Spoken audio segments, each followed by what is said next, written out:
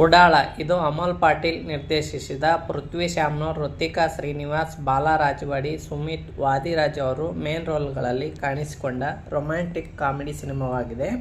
Cinema ಹೇಗಿದೆ, ನನಗೆ ಏನೇನು ಇಷ್ಟ ಆಯಿತು ಎನ್ನುವುದನ್ನು ಈ ವಿಡಿಯೋದಲ್ಲಿ ನೋಡೋಣ. ವಿಡಿಯೋವನ್ನು ಕೊನೆವರೆಗೂ ನೋಡಿ. ಸಿನಿಮಾದಲ್ಲಿ ಪೃಥ್ವಿ ಶ್ಯಾಮ್ನೋರ್ ಮಾಡಿರುವ ಪಾತ್ರವಾದ ಪಕ್ಯ ಒಬ್ಬ ಅನಾಥ. ಅವನಿಗೆ ಬೆಳ್ಳುಳ್ಳಿ ಎನ್ನುವ ಸ್ನೇಹಿತ ಮಾತ್ರ ಇರ್ತಾನೆ. ಪಕ್ಯ ತಾನು ಇಷ್ಟಪಡುವ ಹುಡುಗಿಯನ್ನು ಲವ್ ಮಾಡಿ ಮದುವೆಯಾಗಿ ಒಂದು ಕಂಪ್ಲೀಟ್ ಫ್ಯಾಮಿಲಿಯನ್ನು ಮಾಡಿಕೊಳ್ಬೇಕೆಂಬುದು ಅವನ ಕನಸಾಗಿರುತ್ತೆ. ಅದೇ ಸಮಯಕ್ಕೆ ಪಕ್ಯನಿಗೆ ಒಬ್ಬಳು ಹುಡುಗಿ ಕಾಣುತ್ತಾಳೆ. ಅವಳೇ ಪಿಂಕಿ ಪಾಟೀಲ್. ಪಕ್ಯ ಏನು ಓದದಿದ್ದರೂ ಪಿಂಕಿಗಾಗಿ ಅವಳು ಓದುವ ಕಾಲೇಜಿನಲ್ಲಿ ಫೇಕ್ ಡಾಕ್ಯುಮೆಂಟ್ ಮಾಡಿಸಿ ಸೇರ್ತಾನೆ. ಅಲ್ಲಿಂದ ಪಕ್ಯ ಮತ್ತು ಪಿಂಕಿಯ ಜರ್ನಿ ಪ್ರಾರಂಭವಾಗುತ್ತೆ. ಪಕ್ಯನ ಕನಸು ನನಸಾಗುತ್ತಾ ಅಥವಾ ಅವನು ಕೊನೆವರೆಗೂ ಅನಾಥನಾಗಿ ಉಳಿಯುತ್ತಾನ ಎನ್ನುವುದನ್ನು ಸಿನಿಮಾದಲ್ಲೇ ನೋಡಬೇಕು.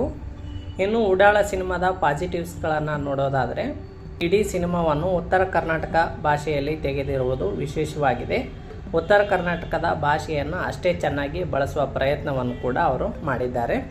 ಸಿನಿಮಾದಲ್ಲಿರುವ ಕೆಲವು ಎಮೋಷ್ನಲ್ ಸೀನ್ಗಳು ಮತ್ತು ಸುಮಿತ್ ಮಾಡಿದ ಬೆಳ್ಳುಳ್ಳಿ ಪಾತ್ರದ ಕಾಮಿಡಿ ಸೀನ್ಗಳು ತುಂಬ ಚೆನ್ನಾಗಿ ವರ್ಕ್ ಆಗಿವೆ. ಬೆಳ್ಳುಳ್ಳಿ ಕುಡಿದಾಗ ಮಾಡಿರುವ ಹಾಸ್ಯ ಸನ್ನಿವೇಶಗಳು ನೋಡುಗರನ್ನು ನಗಿಸುವಲ್ಲಿ ಯಶಸ್ವಿ ಆಗಿವೆ. ಇನ್ನು ಬಾಲಾ ರಾಜವಾಡಿ ಅವರು ಸಾಟೆ ಎನ್ನುವ ಬಿಜಾಪುರದ ಡಾನ್ ಆಗಿ ಕಾಣಿಸಿಕೊಂಡಿದ್ದಾರೆ. ಬಾಲಾ ಅವರು ಕನ್ನಡದ ತುಂಬ ಸೀನಿಯರ್ ಆ್ಯಕ್ಟರ್ ಆಗಿರುವುದರಿಂದ ಅವರ ಅಭಿನಯ ಸಹಜವಾಗಿತ್ತು. ತುಂಬ ಸಿಟ್ಟು ಮತ್ತು ಎಮೋಷ್ನಲ್ ಪಾತ್ರಗಳಲ್ಲಿ ಕೂಡ ಅವರು ಸಮತೋಲನವನ್ನು ಕಾಪಾಡಿಕೊಂಡಿದ್ದಾರೆ. ಇನ್ನು ಈ ಸಿನಿಮಾದಲ್ಲಿ ಮಕ್ಕಳಾಗದವರು, ಅದರಲ್ಲೂ ಮಹಿಳೆಯರು ಅನುಭವಿಸುವ ಸಂಕಟ, ಅನಾಥ ಹುಡುಗನ ನೋವು ಮತ್ತು ಏನೇ ಆಗಲಿ ಗೆಳೆತನ ಎಂಬುದು ಯಾವಾಗಲೂ ಜೊತೆಯಲ್ಲೇ ಇರುತ್ತೆ ಎನ್ನುವ ಸಂದೇಶವನ್ನು ನೀಡಲಾಗಿದೆ. ಈ ಸಿನಿಮಾ ಪ್ರಾರಂಭದಲ್ಲಿ ತೋರಿಸುವ ದೃಶ್ಯಗಳನ್ನು ನೋಡಿದರೆ ಸಿನಿಮಾದಲ್ಲಿ ಯಾವುದೇ ಮೆಸೇಜ್ ಇಲ್ಲ ಅಂತ ಅನಿಸುತ್ತೆ. ಆದರೆ ಮುಂದುವರಿತಾ ಹೋದರೆ ತುಂಬ ವಿಷಯಗಳು ಗೊತ್ತಾಗುತ್ತವೆ. ಇನ್ನು ಟೆಕ್ನಿಕಲ್ ಕೆಲಸಗಳನ್ನು ತುಂಬ ಚೆನ್ನಾಗಿ ನಿರ್ವಹಿಸಿದ್ದಾರೆ. ಗೋಲ್ ಗುಂಬಜ್ ಸೇರಿ ಬಿಜಾಪುರದ ಕೆಲವು ಐತಿಹಾಸಿಕ ತಾಣಗಳನ್ನು ಬಿಗ್ ಸ್ಕ್ರೀನ್ ಮೇಲೆ ನೋಡುವಾಗ ತುಂಬ ಚೆನ್ನಾಗಿ ಕಾಣ್ತವೆ.